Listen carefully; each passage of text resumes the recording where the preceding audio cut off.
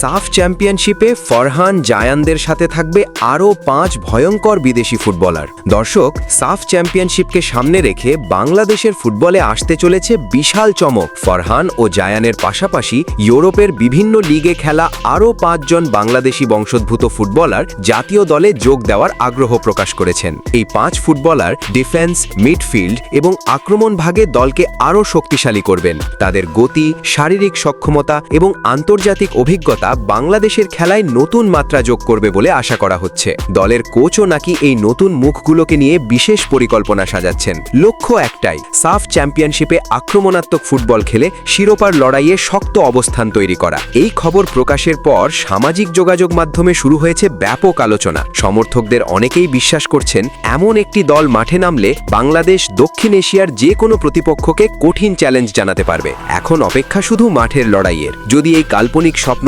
বাস্তবে রূপ নিত, তাহলে বাংলাদেশের ফুটবলে শুরু হতে পারত এক নতুন যুগ।